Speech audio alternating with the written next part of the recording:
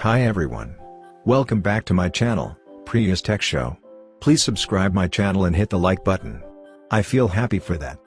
So without wasting much time, let's start today's episode. Data is distinct pieces of information, usually formatted in a special way.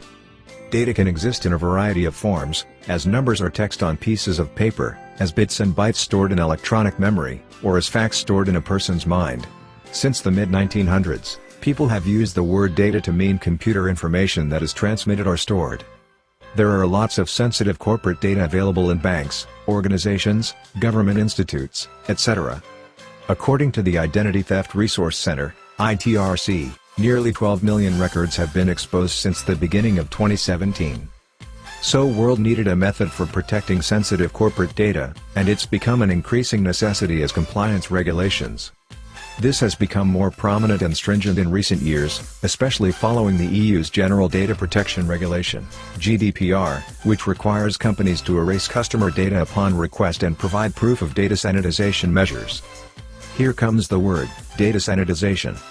So world needed a method for protecting sensitive corporate data, and it's become an increasing necessity as compliance regulations.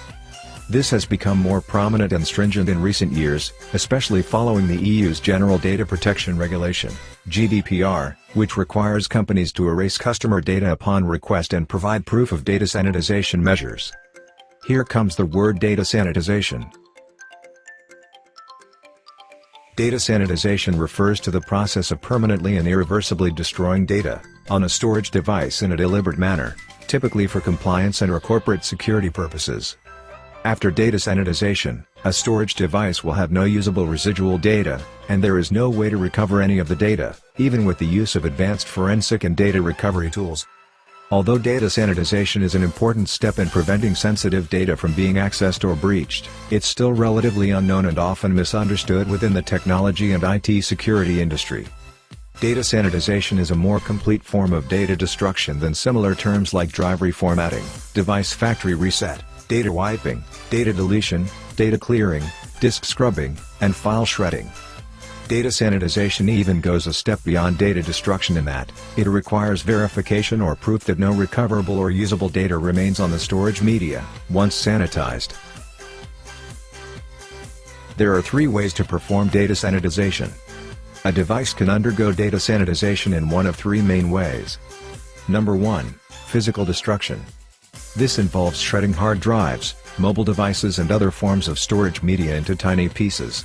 Another type of physical destruction for data sanitization involves a degausser, a tool that exposes data to a powerful magnetic field and neutralizes the data on a hard drive and prevents this from being recoverable. Number 2, cryptographic destruction. Storage devices that utilize encryption software to protect the data contained on them can be sanitized by erasing the 128-bit, or higher, encryption key used to decrypt the data. While the data remain on the device, cryptographic destruction is considered an approved method of data sanitization since it renders the data unrecoverable and can be verified. Number 3, data destruction. Data destruction, or data erasure, utilizes software tools to securely overwrite data on a storage device. In order to ensure data sanitization, an approved standard for the company's industry or organization must be used for data erasure, and the process must be documented and verified. Once the scope of your data sanitization program has been determined, you are now in a position to identify regulatory requirements and overall data exposure risks.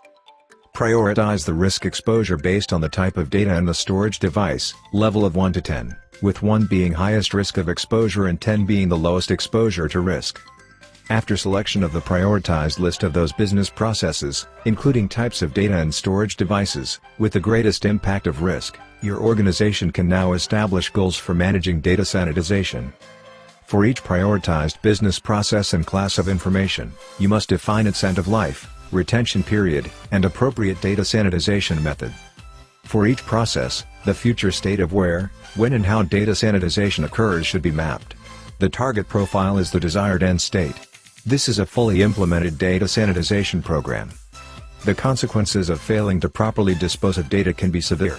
This may include loss of IP, breach notification costs and an impact on brand and customer satisfaction. Finally, after following these best practices, data unrecoverability guaranteed.